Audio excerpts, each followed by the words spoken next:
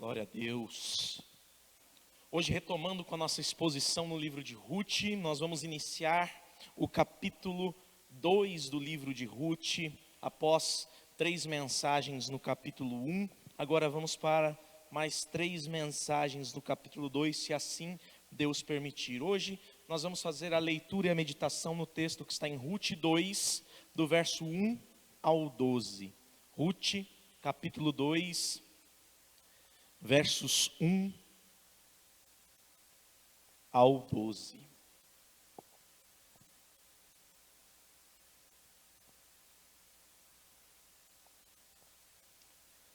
A palavra do Senhor diz: Noemi tinha um parente de seu marido, dono de muitos bens, da família de Elimeleque, o qual se chamava Boaz. Ruth, a moabita, disse a Noemi: Deixe-me ir ao campo para apanhar espigas atrás daquele que me permitir fazer isso. Noemi respondeu: Vá, minha filha. Ela se foi, chegou ao campo e apanhava espigas atrás dos ceifeiros. Por casualidade, entrou na parte do campo que pertencia a Boaz, que era da família de Elimeleque. Eis que Boaz veio de Belém e disse aos ceifeiros: Que o Senhor esteja com vocês. E eles responderam: Que o Senhor o abençoe. Depois, Boaz perguntou ao servo encarregado dos ceifeiros: De quem é essa moça? O servo respondeu: Essa é a moça moabita que veio com Noemi, da terra de Moabe. Ela me pediu que a deixasse recolher espigas e ajuntá-las entre os feixes após os ceifeiros. Assim, ela veio e ficou aqui desde a manhã até agora. Só parou um pouco para descansar no abrigo. Então, Boaz disse a Ruth: Escute, minha filha, você não precisa ir colher em outro campo, nem se afastar daqui. Fique aqui com as minhas servas. Fique atenta ao campo onde forem colher e vá atrás delas. Eu dei ordem aos servos para que não toquem em você. Quando você ficar com sede, vá até as vasilhas e beba da água que os servos tiraram. Então, Ruth se inclinou e, encostando o rosto no chão, disse a Boaz: Porque o Senhor está me favorecendo e se importa comigo, se eu sou uma estrangeira? Boaz respondeu: Já me contaram tudo o que você fez pela sua sogra depois que você perdeu o marido. Sei que você deixou o pai, mãe e a terra onde nasceu e veio para um povo que antes disso você não conhecia.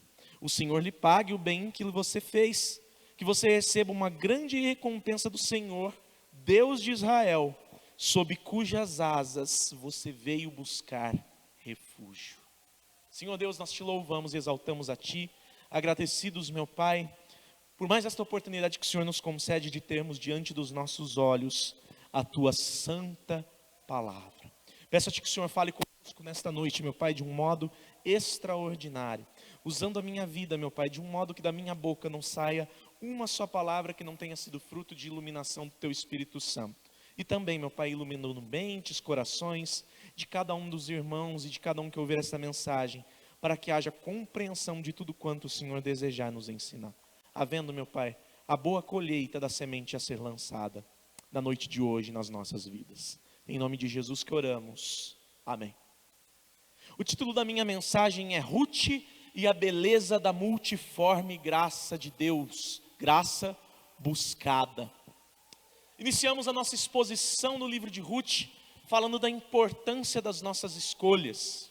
E de fato, nós podemos chegar à conclusão de que as decisões que nós tomamos no nosso dia a dia, elas vão influenciar diretamente os acontecimentos futuros. As nossas escolhas, elas têm consequências diretas. Nós vemos o livro de Ruth iniciando com a apresentação de um período de fome em toda a terra de Israel, que aconteceu no tempo que os juízes julgavam. E em seguida nós vamos ver a apresentação de um homem chamado Elimeleque, um homem que era israelita, um homem que era da tribo de Judá, um homem habitante da cidade de Belém, uma cidade considerada cidade celeiro, chamada Casa do Pão, aonde também houve fome. Ou seja, o que nós vemos no início deste maravilhoso livro é uma situação de pressão extrema, situação que talvez nós possamos aplicar às nossas vidas.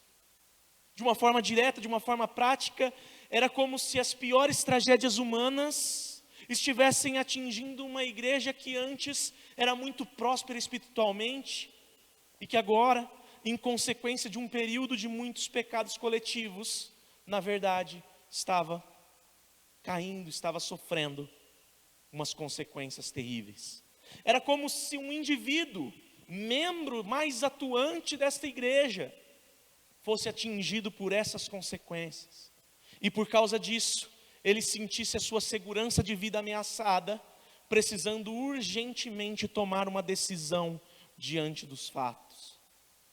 Acontece que, como nós já estudamos, a decisão de Elimeleque foi pegar a sua família e partir para morar um tempo em Moabe. Ou seja, no lugar deste homem olhar para o que estava acontecendo em Israel, olhar para a forma de viver dos israelitas, para a sua própria vida, para os pecados, para a desobediência e para o Deus de Israel, e buscar entender o que Deus queria dizer com tudo aquilo, na verdade ele foi e pegou e viveu na terra do inimigo. De forma prática, para ilustrar bem, é como se um membro atuante de uma igreja antes próspera espiritualmente, no lugar de enxergar os propósitos de Deus na crise, ele decidisse buscar consolo para o seu vazio espiritual, consultando médiuns, mesmo que a intenção fosse voltar depois à igreja. Uma comparação, um paralelo. Só que a verdade, queridos, é que o depois, o amanhã, não pertence a nós, não está no nosso controle, não está nas nossas mãos. O amanhã debaixo do sol não é uma certeza. E do mesmo jeito em que Elimeleque fugiu da fome, ele não pôde fugir da morte. E acabou por deixar 2 filhos sem pai e uma esposa viúva em terra estrangeira. E para piorar, esses filhos ainda decidem fazer aliança, se casando com 2 mulheres moabitas. E depois, esses filhos morrem. E o que aconteceu é que ficou uma viúva sozinha, com 2 noras moabitas, igualmente viúvas. Resumo de tudo isso. Elimeleque mostra para nós que cada indivíduo é responsável diante de Deus por cada uma das suas escolhas. Inclusive, muito mais responsável por suas escolhas é o indivíduo que nasceu de novo. Porque um fato que a Bíblia nos ensina é que as escolhas dos crentes, elas necessariamente precisam passar pelo crivo da palavra de Deus. Elimeleque era um cidadão da aliança. Nós que temos a Jesus como Senhor e Salvador das nossas vidas, nós somos cidadãos da aliança. E se assim o somos, isso se dá porque Deus assim o quis, e não simplesmente por uma decisão isolada das nossas vidas. Ou seja, de um lado nós vamos ter o fato de que um homem que faz más escolhas, ele é sim responsável por cada uma das suas escolhas. Porém, e graças a Deus por isso, do outro lado nós temos o fato de que o Deus soberano governa sabiamente a humanidade segundo a vontade dele, apesar das nossas péssimas escolhas. De modo que a nossa única reação possível diante de um Deus tão maravilhoso, diante de algo tão tremendo, é a reação que Paulo teve quando explicou coisas grandiosíssimas aos romanos, dizendo: ó profundidade da riqueza, tanto da sabedoria quanto do conhecimento de Deus.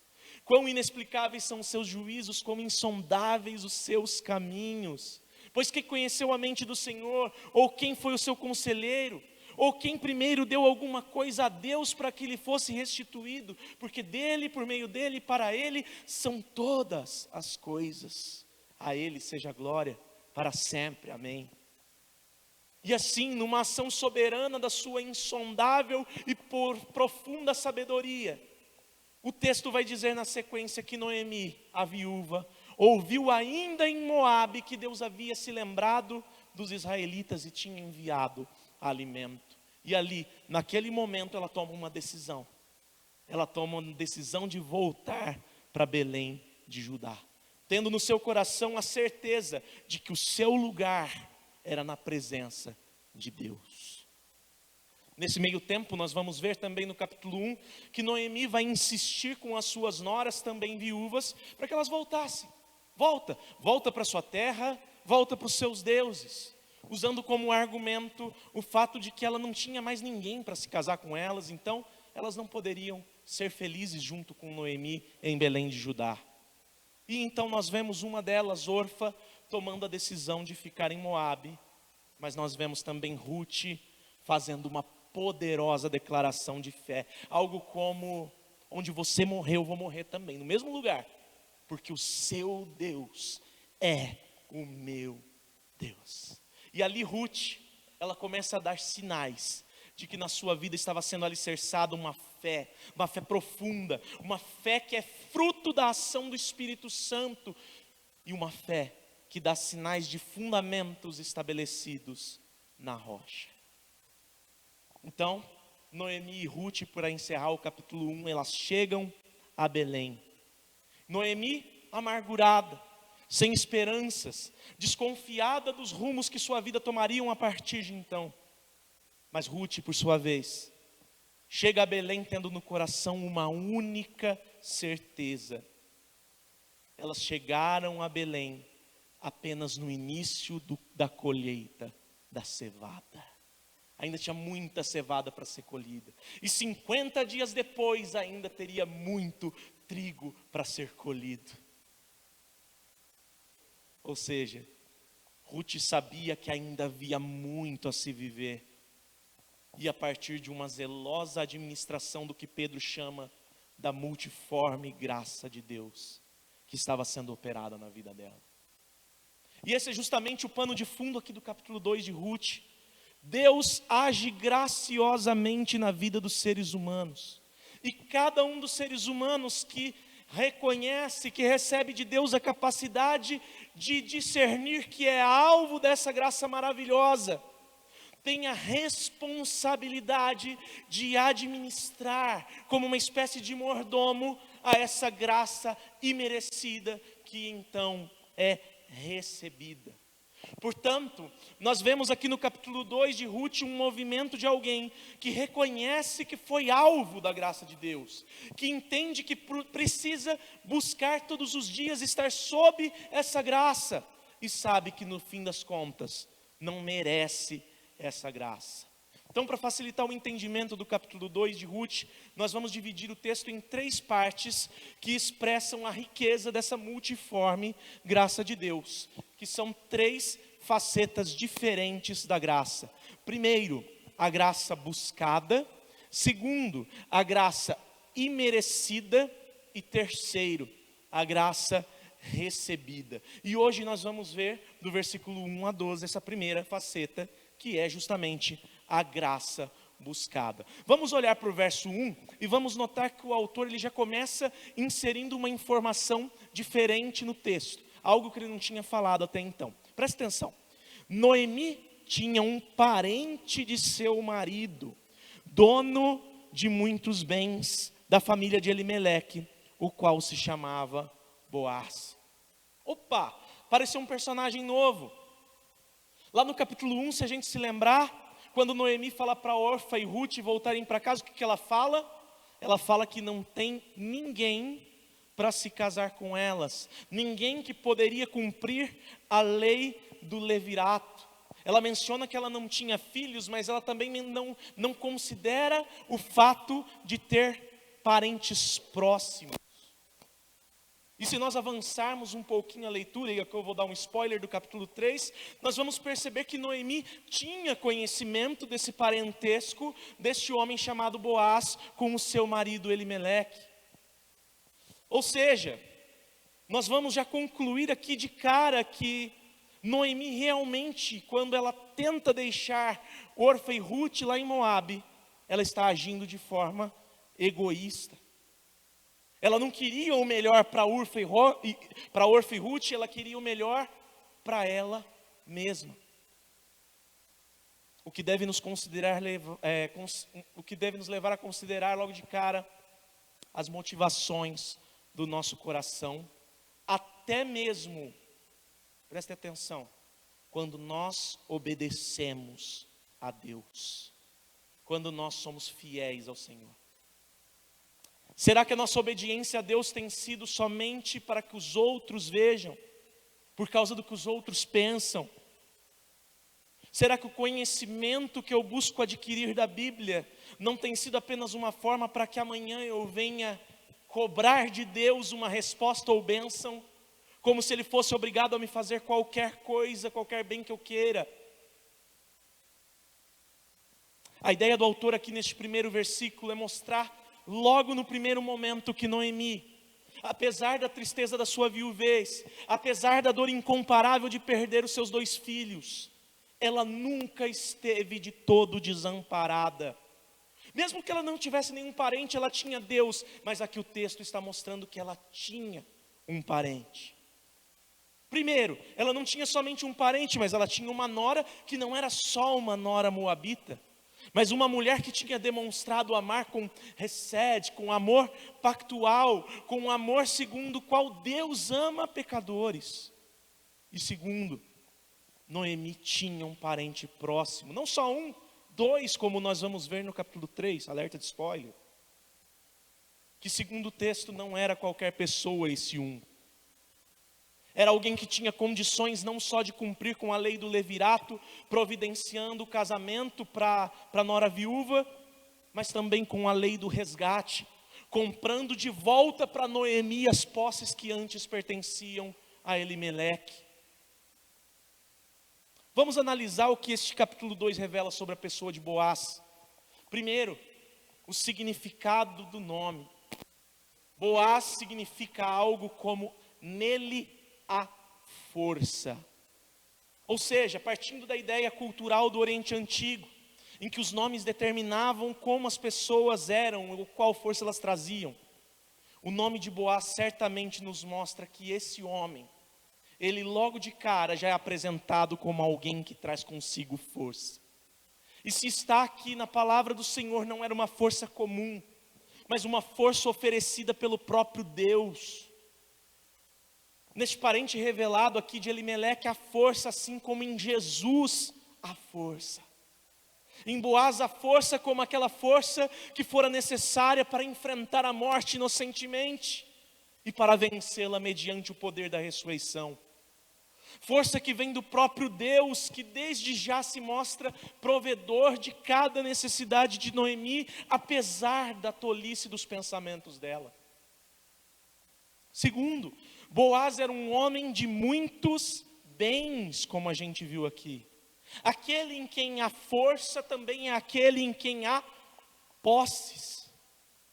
E quem é o maior possuidor de bens, senão aquele que for estabelecido como herdeiro de todas as coisas por Deus? Deus, além de prover cada necessidade de Noemi, logo de cara ele já mostra que está disposto a fazer isso não de qualquer forma, mas de uma forma extraordinária, de uma forma gloriosa, apesar da amargura do coração dela. Terceiro, Boaz é revelado como um homem de coração servil, um homem que demonstra graça nos versículos 8 e 10, provisão e proteção no versículo 9, consolação no versículo 13 e comunhão no versículo 14, além de uma bondade muito além do esperado nos versículos 15 e 16. E quem, queridos, quem senão o nosso Senhor Jesus, que pode vir a demonstrar tais características em sua personalidade? Quem senão Jesus, aquele que é conhecido como o definitivo resgatador, ou redentor, se os irmãos preferirem, pode ser forte, rico, gracioso, provedor, consolador e bondoso além do esperado. Boaz nada mais é do que uma das tantas figuras do Antigo Testamento que representava no plano físico no plano terreno, aquilo que Jesus representou para cada um de nós no âmbito espiritual. Boaz nada mais é do que uma sombra do Cristo perfeito de Deus, que ofereceu a si mesmo e a tudo que ele tinha em sacrifício para nos trazer de volta a dignidade. Boaz nada mais é do que um tipo ou do que um protótipo do Filho de Deus, que foi o resgatador e o preço pelo resgate ao mesmo tempo, para que hoje eu e você pudéssemos dizer que nós somos filhos de Deus. Em resumo de tudo isso, a figura de Boaz vai nos revelar que o Deus contra quem o homem pecou, rejeitando os seus caminhos, é o mesmo Deus que por seu amor, que por sua graça, decidiu, antes de todas essas coisas acontecerem, oferecer de bom grado um perfeito resgatador, o seu próprio Filho, que veio ser revelado definitivamente na encarnação, vida, morte, ressurreição de Jesus Cristo. De modo que ninguém que se reconhece como alvo de uma graça tão maravilhosa, tão grandiosa, tem direito de se colocar numa posição de passividade e achar que está tudo certo. Note essa verdade no versículo 2, analisando o contraste entre a postura de Ruth e a postura de Noemi. Olha o verso 2. Ruth, a moabita, disse a Noemi: deixe-me ir ao campo apanhar espigas atrás daquele que me permitir fazer isso. Noemi respondeu: vá, minha filha. Primeira coisa que nós precisamos analisar aqui nesse versículo, a insistência do autor em destacar a nacionalidade de Ruth. Ruth era alguém que tinha entendido os caminhos do Senhor. Ruth é alguém que tinha decidido seguir ao Senhor. Ruth tinha vindo com Noemi para o povo da aliança, ou seja, para estar debaixo das bênçãos de Deus, que Ele só derrama àqueles que lhe pertencem. Só que o texto nos revela que Ruth continua sendo a moabita. Queridos, a Bíblia ela vai dizer que Deus escolheu cada um de nós desde a eternidade para sermos dele. A Bíblia diz que no momento em que nós cremos, nós já passamos da morte para a vida. A Bíblia menciona que os crentes em Cristo são geração eleita, nação santa, sacerdócio real, povo exclusivo de Deus. A Bíblia ensina que Deus pode cuidar dos seus, tal qual cuidaria da menina dos seus olhos. Mas a Bíblia também ensina que todas essas coisas lindas que Deus diz ao nosso respeito, Ele o diz por causa de sua graça, por seu favor, que é totalmente imerecido, e não porque Ele tenha encontrado algo em nós que fosse digno de qualquer louvor. Até porque a Bíblia diz que o único digno de louvor é o nosso Senhor. Meus irmãos, o autor deste livro repete insistentemente que Ruth é a moabita para nos mostrar que se nós temos uma identidade transformada em algo bom, assim é por causa da graça de Deus, por causa do seu infinito amor. De nós mesmos, somos conforme a natureza de Paulo, feitores do mal que nós não queremos fazer, e negligentes quanto ao bem que nós deveríamos e até gostaríamos de poder fazer. E graças a Deus por Jesus Cristo nosso Senhor, senão estaríamos perdidos. Ruth, apesar de ser moabita, ela sabia da sua posição atual. E como moabita, nós lemos que ela foi buscar a provisão de uma forma como um estrangeiro acolhido no povo de Deus deveria fazer. Ela foi apanhar espigas que caíam no campo de um israelita legítimo. Ruth reconheceu a sua posição. Ela reconheceu que para ela, uma moabita, estar entre aquele povo, o povo da aliança, era uma graça insondável que o Deus de Israel tinha derramado sobre ela, de modo que ela não tinha o direito de ficar parada diante do conhecimento de uma obra tão maravilhosa. Então o que ela faz? Ela pega e vai trabalhar. Ela vai trabalhar como uma dispenseira, como um mordomo da multiforme graça de Deus. E quantas vezes nós, ostentando diante de Deus e dos homens o fato de que temos fé, não ficamos parados, apáticos, esperando tudo cair do céu. Quantas vezes nós, sabendo que Jesus entregou sua própria vida para nos dar a salvação, não ocultamos da igreja o dom que nós temos, só porque nós não queremos assumir mais um compromisso. Quantas vezes nós, queridos, tendo a ciência da grandiosidade do amor de Deus, até queremos, temos vontade de usar os nossos dons e talentos para a glória dEle, mas não abrimos a nossa boca para falar com o pastor sobre isso. Ficamos esperando ele notar, ele perceber. E ai dele se não notar. Quantas vezes nós, desejando até servir a Deus mais ativamente em alguma área da igreja, quando as coisas não dão certo, damos as costas para a igreja e nos distanciamos, porque ninguém nos dá o devido valor. Este versículo 2 nos mostra que precisamos parar de ser indiferentes quanto à salvação que o Senhor Deus outorgou a cada um de nós. Este versículo 2 é um chamado de Deus para que desenvolvamos a nossa salvação, tendo em mente o fato de que é de Deus que vem tanto querer, quanto efetuar segundo o seu propósito. Este versículo 2 é uma mensagem direta a cada um de nós, que talvez possa estar se encontrando num estado de desânimo, gritando para nós: não, acabou, é só o começo, saia para a luta, enfrente a vida, sirva ao seu Deus. Tiago vai nos ensinar no capítulo 2 de sua epístola, que a fé sem obras é o quê? Morta. É disso aqui que Tiago está falando. Quem é de fé, quem é da fé, deve buscar viver pela fé. E isso inclui o fato de que tudo que nós fazemos no nosso dia a dia, nós devemos fazer como se estivéssemos fazendo para o próprio Deus. É uma atitude que parte da nossa casa, no caso aqui, de dentro da nossa igreja, para aí sim atingir a sociedade lá fora.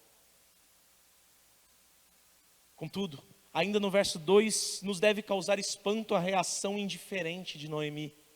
O que Noemi fala? Vá, minha filha, vai. Sogra, eu vou buscar espigas. Vai. Noemi volta para a casa do pão, acreditando no fato de que Deus voltou a dar alimento para o seu povo, mas ela volta amargurada de alma. De modo que a resposta dela aqui é uma demonstração de que ela estava adotando uma postura de que somente pelo fato dela estar morando novamente em Belém, estava bom já, era suficiente. Quantas vezes nós não temos necessidades na nossa vida, não temos desejos diante de Deus, que até são legítimos, que até são bons, e até nós conhecemos verdadeiramente a Deus, mas nós entramos numa rotina de achar que somente estar na igreja de domingo é tudo que nós precisamos. A gente vem, a gente entra no templo, às vezes até meio atrasado, meio na correria, vai embora com mais pressa ainda, não quer olhar para ninguém, às vezes até achando que se a gente não faltar na ceia, se a gente vem uma vez por mês, nossa, aí está resolvido. Belezinha. É muito triste, mas eu já ouvi líderes de igreja dizendo que o sonho da vida deles era congregar, você acredita nisso, César? Numa igreja grande. Sabe por quê? Porque na igreja grande a gente entra, a gente assiste o culto, a gente vai embora, ninguém se importa com a gente. Não temos compromisso. Eu já ouvi isso de líder. E aí eu pergunto para você, isso é ser crente? Esse é o formato de igreja que você quer? Que ninguém olhe para a sua cara, que ninguém importe se está doendo o seu coração? Queridos, nós precisamos aprender a amar o povo que Deus nos deu como família. Nós precisamos aprender a responder à salvação que Deus nos outorgou em Cristo como serviço a Ele. Nós precisamos aprender a colocar um pouco o rosto para fora de casa e viver tendo em mente as realidades espirituais. Noemi, ela não sai para o meio do povo. Noemi, ela não oferece ajuda a Ruth. Noemi apenas acha que o carinho de chamar Noemi, de chamar Ruth de filha, já era suficiente. E isso da mesma forma como muitas vezes nós achamos que é suficiente nós vestirmos a nossa roupa de crente, nós darmos a paz do Senhor aos irmãos, e aí na verdade nós temos uma disposição de mente e de coração que reflete uma postura de achar que Deus é quem tem uma obrigação conosco. Meus irmãos, eu apelo mais uma vez para o grande fato que deve reger as nossas vidas. Deus já fez tudo. Eu não quero acrescentar nada ao Evangelho. Deus já fez tudo. Só que nós devemos nos fazer uma pergunta: será que eu quero fazer parte desse tudo? Será que eu tenho demonstrado que eu quero viver como uma parte desse tudo que Deus fez?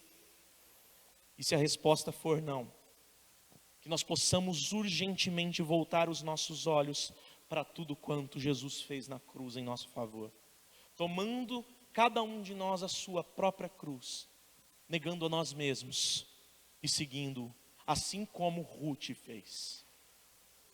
Não que a indiferença de Noemi reteve a bênção de Deus, porque se nós adiantarmos, alerta de spoiler, lá no capítulo 4, nós vamos ver que Deus abençoou Noemi, apesar da sua amargura e apesar da sua indiferença.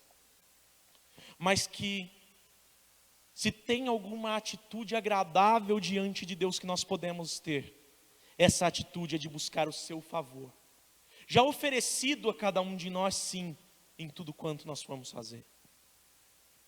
E quanto a isso, apesar do seu pouco tempo de fé, Ruth já demonstra muito mais maturidade do que a sua sogra. E vemos que essa atitude de fé de Ruth, ela é encontrada pela maravilhosa providência de Deus. Olha o verso 3.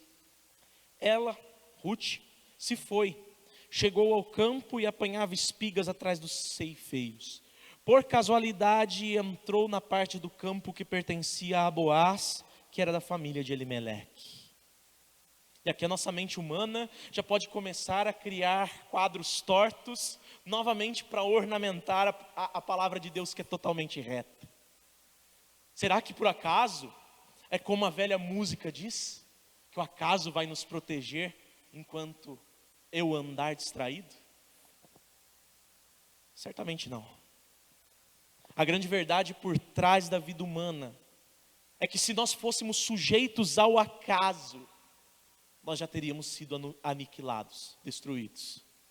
Apesar de as nossas más escolhas atraírem más consequências, isso não significa que a mão de Deus está ausente das nossas escolhas e nem das consequências.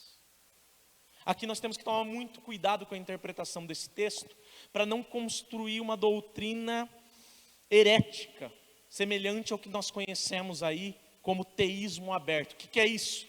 É uma corrente de pensamento, de ensino falso, que diz que Deus existe sim, e que Deus criou todas as coisas e criou o ser humano. Só que Deus criou todas as coisas e Ele deixou a sua criação viver solta, viver ao acaso, viver totalmente livre. Para eles Deus existe, mas é um Deus que não se relaciona com a sua criação.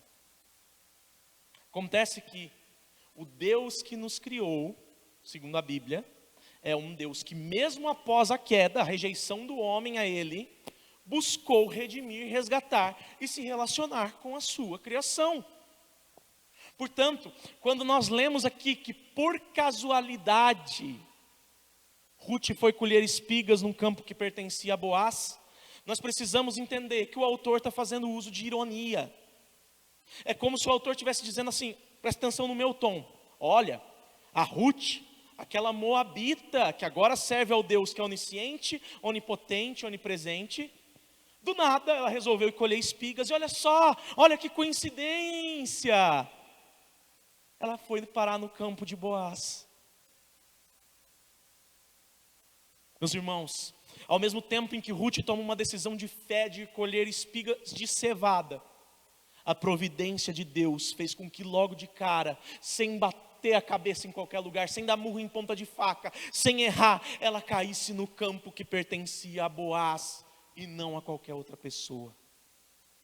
Como que nós podemos afirmar que a providência de Deus que colocou Ruth ali no campo de Boaz, não acaso? Eu respondo, pela sequência do texto. Presta atenção, repare. Primeiro Boaz vai demonstrar uma relação amistosa com os seus servos, uma relação amorosa. Versículo 4, primeira parte. Eis que Boaz veio de Belém e disse aos ceifeiros, que o Senhor esteja com vocês. E aí eu pergunto para os irmãos, qual que é o senhor de escravo que deseja uma bênção de Deus para os seus servos? Qual que é o homem rico, de posse de muitos bens, que vai para o campo supervisionar o serviço dos homens e antes de qualquer coisa não cobraria resultados, não o bem-estar dos servos? O texto afirma aquilo que nós já havíamos constatado a partir do verso 1. Deus dirigiu todas as ações e disposições de Ruth para que ela viesse a se encontrar com o homem que era em sua pessoa a materialização da graça divina, assim como Jesus é no tempo presente. O autor do texto ele deixa bem claro em suas palavras que o interesse de Ruth, de Boaz por Ruth, ele não foi simplesmente o interesse de um homem por uma moça possivelmente bonita. Não, ele foi antes o interesse de um servo de Deus pelo próximo mais frágil, pelo vulnerável. E tal demonstração de interesse altruísta, sem qualquer malícia embutida, é provada pela forma como Boaz se interessa também por aqueles que eram seus servos, a quem ele não devia satisfação nenhuma. O que nos leva a considerar um segundo elemento, que prova que o fato de Ruth ter ido até o campo de Boaz não foi por acaso, mas providência de Deus. Agora não mais a relação de Boaz com os servos, a relação dos servos com Boaz, ainda o versículo 4, mas a segunda parte. Eles responderam, que o Senhor o abençoe. Da mesma forma como Boaz abençoou os servos, agora vem os servos e eles respondem a Boaz com palavras de bênção. O acaso, queridos, jamais conduziria Ruth a estar presente num ambiente onde o amor de Deus é o centro de todas as atividades. Só Deus. O acaso não levaria Ruth para um ambiente bom. Só Deus. O que nos deve levar à seguinte reflexão: será que cada um de nós está aqui por acaso? Será que é por acaso que Deus nos alcançou por sua graça e nos fez salvos, filhos dele em Jesus? Será que é por acaso que um dia nós aceitamos Jesus como Senhor e Salvador das nossas vidas? Será que é por acaso que eu estou ouvindo essa mensagem aqui na noite de hoje? Queridos, Deus não nos salvou por acaso. Nada é por acaso. Jesus não morreu pelas mãos de pecadores por acaso. Tudo quanto Deus faz e faz em nosso favor, Deus o faz com propósito e propósitos específicos, determinados. Propósitos esses que muitas vezes nós nem sequer vamos conhecer, nós nem sequer vamos enxergar, nós nem sequer vamos entender, mas que conduzem para aquilo que a Bíblia ensina sobre eles. São propósitos de Deus. Pensando em Boaz como um tipo de Cristo, nós vemos que ele age primeiro em amor aos servos e em seguida os servos respondem em amor a ele, assim como é a nossa relação de fé com o Senhor. Nisto consiste o amor, não em que nós tenhamos amado a Deus, mas em que Deus nos amou e enviou seu Filho como propiciação pelos nossos pecados. Isso está em 1 João. Irmãos, nós amamos porque Deus amou primeiro. E a nossa resposta ao amor de Deus se dá quando, em primeiro lugar, nós demonstramos que somos alvos desse amor amando a Deus. E em segundo lugar, amando ao nosso próximo. Os propósitos primeiros da nossa salvação são o amor a Deus e o amor ao próximo. Repare que é justamente isso que a sequência do texto vai revelar, versículos 5 até o 7.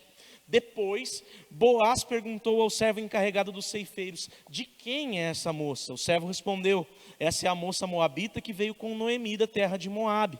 Ela me pediu que a deixasse recolher espigas e ajuntá-las entre os feixes após os ceifeiros. Assim, ela veio e ficou aqui desde a manhã até agora. Só parou um pouco para descansar no abrigo. Primeiro, Boaz, como um tipo de Cristo, que viria mais tarde, ele demonstra grande interesse pelo que está acontecendo na sua propriedade. Boaz não está indiferente. Boaz, ele observou que havia alguém diferente do conhecido ali, e ele não titubeou em perguntar quem era essa pessoa, de onde vinha, de quem vinha essa mulher desconhecida que estava ali colhendo espigas. Meus irmãos, esse versículo 5, ele nos revela que nós precisamos enxergar urgentemente algo grandioso. Jesus se importa com o que está acontecendo na igreja. Jesus é o maior interessado pela vida espiritual dos membros da igreja. De modo que ele se importa não somente com você, não somente com o que você está fazendo, mas com quem você é. Jesus se importa com a sua história. Jesus se importa com as suas dores. E se você está aqui demonstrando que quer ser povo dele, que você quer servir a ele, ele vai demonstrar essa preocupação e cuidado com você. É isso que nós vemos na forma prática nas 7 cartas do Senhor Jesus às 7 igrejas da Ásia Menor, em Apocalipse 2 e 3. Boaz, como homem, senhor e dono de um campo, ele quer saber tudo o que está passando na propriedade dele. Assim como Jesus, como homem e Deus, senhor e dono da igreja, ele sabe de tudo o que está passando na sua onisciência, na sua igreja. Boaz procura conhecer. Jesus diz: eu conheço. O que é em comum entre Boaz aqui e Jesus? É o seu interesse. A importância que Boaz dá para Ruth, para o que estava acontecendo ali, é a importância que Jesus dá para cada indivíduo que é servo dele neste campo que ele planta chamado igreja. Segundo, Boaz, como um tipo de Cristo, ele questiona sobre Ruth, é o servo encarregado dos ceifeiros. De modo que, se há alguém de quem Jesus cobra sobre a vida espiritual dos membros da igreja, esse alguém são os pastores da igreja. Por isso, meus irmãos, quando seu pastor te procura porque você faltou no culto, quando seu pastor insiste para que você se arrependa, quando o seu pastor passa semana atrás de semana pregando mensagens muitas vezes duras, muitas vezes desconfortáveis, isso se dá porque o seu pastor sabe que Jesus se importa com você. Seu pastor é aquele que conhece a sua identidade espiritual, como nós vemos aqui no verso 6. Seu pastor é aquele que sabe, assim como você, do lugar de onde Deus te tirou, e te oferece as mais variadas oportunidades para que a sua realidade seja transformada por Jesus, como a gente vê no verso 7. Resumindo, o pastor de uma igreja, o pastor fiel, é o homem que presta contas da alma de cada membro da igreja a Jesus, mas que com todo zelo e amor semelhante ao do próprio Senhor Jesus, procura conduzir cada alma a enxergar com seus olhos espirituais que há sempre esperança de que no final haverá um descanso de todas as obras. Boaz se importa com o que acontece no seu campo, mas seus servos e principalmente seu encarregado demonstram cuidado semelhante ao do seu Senhor e cumprem a lei quanto aos estrangeiros que está prescrita desde o tempo de Moisés. Da mesma forma, Jesus se importa com os acontecimentos da igreja, de modo que também os pastores que ele vocaciona para lhe servirem, também devem demonstrar semelhante cuidado ao de Jesus, com a igreja. E aí, queridos, eu não vou tirar o meu da reta. Cobrem isso do seu pastor. Seja ele eu, seja ele qualquer pessoa. Cobre que seu pastor ore por você e que ore por si próprio pela igreja. Cobre que seu pastor estude. Cobre que seu pastor te visite, que vá na sua casa. Cobre que seu pastor te mande mensagens perguntando como você está. Cobre interesse de parte do seu pastor. Eu repito, cobrem. Não fiquem guardando o sentimento que poderia assim, que poderia ser assim, que poderia ser assado. Não. Cobrem, queridos, como igreja, é seu direito. Se você é membro da igreja e faz parte da igreja. Além disso, Boaz continua demonstrando que o fato de Ruth ter ido colher justamente em seu campo não é uma mera coincidência, demonstrando em seu caráter vários dos atributos que pertencem ao próprio Deus, de modo que o que aconteceu na sua vida, de modo nenhum, poderia ser fruto do acaso, somente da providência divina. Olha o verso 8 e 9. Então Boaz disse a Ruth: escute, minha filha, você não precisa ir colher em outro campo, nem se afastar daqui. Fique aqui com as minhas servas, fique atenta ao campo onde forem colher e vá atrás delas. Eu dei ordem aos servos para que não toquem em você. Quando você ficar com sede, vá até as vasilhas e beba da água que os servos tiraram. Repara, Boaz demonstra graça quando fala para Ruth não sair do campo dele. Meus irmãos, nós não precisamos de outro pasto. Nós não precisamos de novos sentimentos, nós não precisamos de novos ritos, nós precisamos estar rendidos a Cristo, servindo a Ele, na igreja, junto de demais servos de Cristo. Alguns vão até dizer que nós precisamos fazer um curso para vencer o pecado. Outros vão dizer que nós precisamos participar de mentorias para destravar as chaves que ativarão o mundo espiritual em nosso favor. Outros vão dizer que nós precisamos pintar a parede de uma outra cor. Outros vão dizer que precisa apagar a luz para a gente louvar, para criar uma atmosfera. Outros vão dizer que precisa ter um fundinho na hora que o pastor está pregando, para ficar mais emocionante, mais impactante. O que Jesus diz? Jesus diz o seguinte: se você está na igreja, e se você serve a Deus numa igreja local que é bíblica, você não precisa das novidades do mundo na igreja, nem para atrair as pessoas. Estar no campo de Boaz era o suficiente para que Ruth fosse provida das suas necessidades, e não só Ruth, também Noemi, como nós ainda veremos nas semanas seguintes. Estar em uma igreja que só tem, eu digo só tem entre aspas, a pregação da palavra, é o suficiente para você se fortalecer espiritualmente, para você abençoar a sua família. Se você é um ceifeiro do campo do resgatador, você não precisa ir colher em outros campos.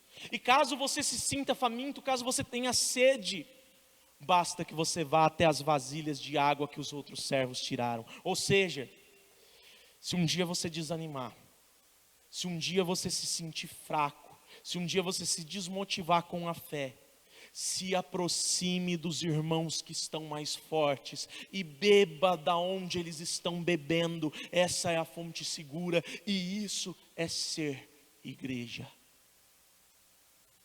Esse cuidado de Boaz em não permitir que Ruth viesse a colher em outro campo se dá pelo fato de que aqueles eram os tempos dos juízes. E segundo nós lemos no livro de Juízes, coisas perversas aconteciam naquele momento.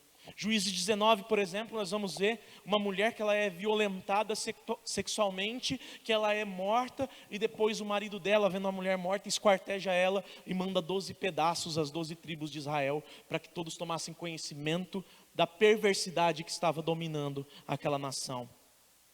Ou seja, Ruth assumiu o risco de se viver uma verdadeira fé em Deus. E Deus, por sua vez, a favoreceu, colocando ela no campo de um parente chegado do seu sogro, que além de ser um homem rico, era um homem bom.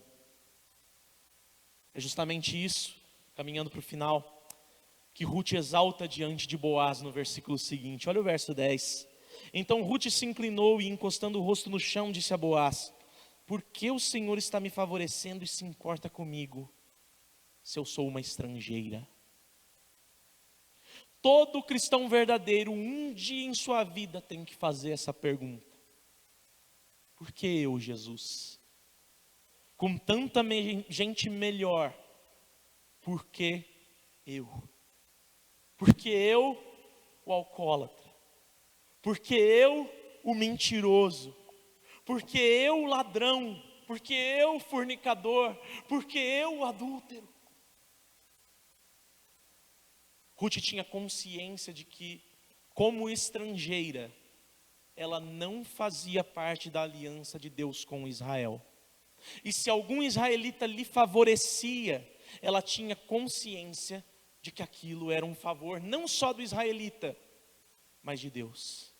Rute sabia os deuses a quem até pouco tempo atrás ela servia. E como alguém que já professava a fé no único e verdadeiro Deus, ela sabia que o que eles então faziam lá em Moabe era abominação. Ela sabia que ela era uma pessoa cerimonialmente impura, segundo a lei de Israel. Que nos deve lembrar da passagem que uma mulher cananeia vai até Jesus e clama para que ele liberte sua filha de uma casta de demônios que a aprisiona. E Jesus vai e a põe à prova, dizendo que o pão era só para os filhos, para as ovelhas perdidas de Israel, não para os cachorrinhos, certo? E ela, em resposta a Jesus, se prostra e se coloca como contente com as migalhas. Rute aqui começa a se entender como um cachorrinho. E começa a perceber que Deus, Ele não dá só as migalhas ao cachorrinho. Ele dá muito mais. Ele vai além. Meus irmãos, a grande mensagem aqui é que o amor de Deus é para todo tipo de gente. Não importa a cor, não importa a raça, não importa a orientação sexual. Mas não é pecado, é disso que eu estou falando. Importa arrependimento e fé. E todo arrependimento e fé nasce antes de qualquer coisa de uma profunda convicção de pecado. E bem-aventurados os pobres em espírito, porque deles é o reino dos céus. Rute olha para si e não entende por que Boaz a favorece. Mas em contrapartida, Boaz demonstra que já sabia tudo sobre Rute e que o seu favorecimento a ela aqui neste ponto já levava em consideração não quem Rute era antes, mas quem Rute fez, o que Deus fez que Rute se tornasse mediante sua graça. Olha o verso 11 e 12. Boaz respondeu: já me contaram tudo o que você fez pela sua sogra depois que você perdeu o marido. Eu sei que você deixou pai e mãe e a terra onde nasceu e veio para um povo que antes disso você não conhecia. O Senhor lhe pague pelo bem que você fez, que você receba uma grande recompensa do Senhor, Deus de Israel, sob cujas asas você veio buscar refúgio. A história de Rute não era desconhecida para Boaz, não era desconhecida do povo. Se nós voltarmos nossos olhos para o finalzinho do capítulo 1, que nós já estudamos, nós vamos ver que toda a cidade havia se comovido por causa de Noemi e Rute. Está lá no texto. E Boaz, como um legítimo belemita, como alguém da terra, ele também já conhecia, ele também já tinha se compadecido da história da moabita que veio morar em Belém com a viúva do seu parente chegado.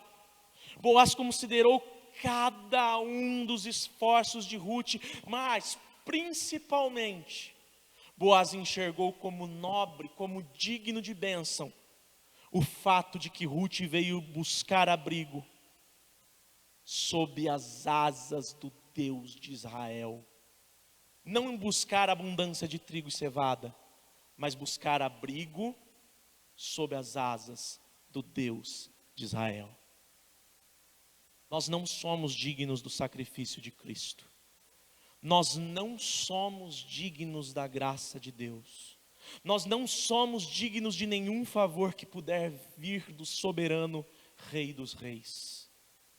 Todavia, o Deus maravilhoso a quem nós servimos não se mantém indiferente ao nosso arrependimento e fé. E mesmo que nos arrependamos e nós creiamos em Jesus, somente porque Deus nos dispôs para isso, esses nossos passos de obediência serão pedras preciosas com as quais Deus adornará a coroa que cada um de nós receberá quando chegarmos diante dele na eternidade. Davi vai declarar no salmo em que ele confessa a Deus seu adultério, grandes verdades. Em Salmo 51:17, a palavra do Senhor vai dizer: sacrifício agradável a Deus é o espírito quebrantado. Coração quebrantado e contrito, não desprezarás, ó Deus. Portanto, meu irmão, se você ainda acha que Deus vai te salvar somente se Ele achar algo bom em você lá no final, eu apelo para que você se arrependa do seu pecado e receba Jesus de uma vez por todas como Senhor e Salvador da sua vida. Assim como Ruth, entenda que você somente pode buscar a graça de Deus se você já tiver recebido a graça de poder crer nele como o seu Deus. Para concluir essa mensagem, podemos afirmar que o resumo de toda essa primeira parte do capítulo 2 de Ruth aponta para o fato de que o cristão é alguém chamado para trabalhar. O crente é chamado para ser servo. E logicamente, isso não diz respeito somente ao serviço na igreja, apesar de dever começar por esse serviço. É urgente que nós olhemos para as nossas vidas e pensemos: será que eu estou servindo a Deus e ao meu próximo no meu trabalho? Será que eu estou servindo a Deus e ao meu próximo na faculdade? Será que eu estou servindo a Deus e ao meu próximo na minha relação com o meu cônjuge, com meus filhos? Possamos entender de uma vez por todas que nós fomos chamados para trabalhar, apesar de que não é o nosso trabalho que vai nos salvar. Enxerguemos de uma vez por todas que aqueles que foram alcançados por Cristo em sua obra na cruz não podem mais agir de forma passiva mediante o conhecimento dessa realidade.